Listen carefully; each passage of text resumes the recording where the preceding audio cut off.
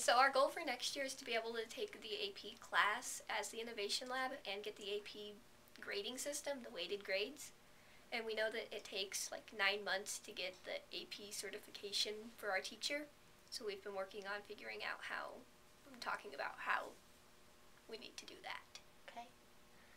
You also talked about the end of this year. You guys were thinking that you had to take the final at the end of this semester.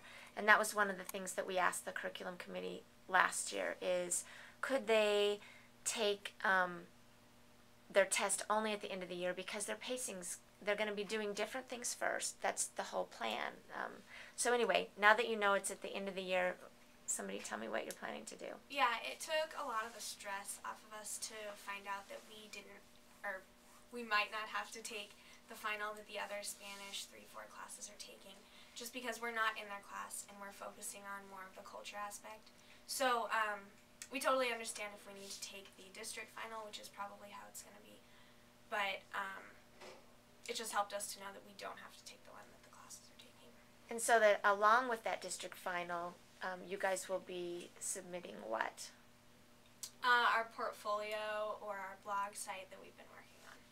So you'll have a bunch of video, a bunch of blogging, a recollection, a documentation of all the activities you've done, and reflection of what you think you've learned from it. Right. Mm-hmm. Perfect.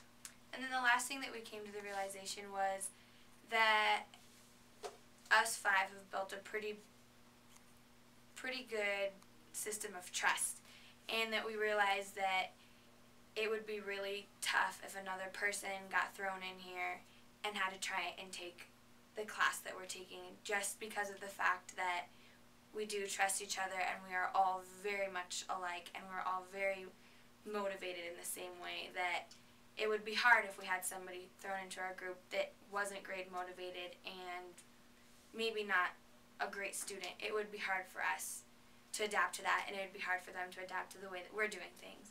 So we kind of just realized that in order for us to have our personal learning network,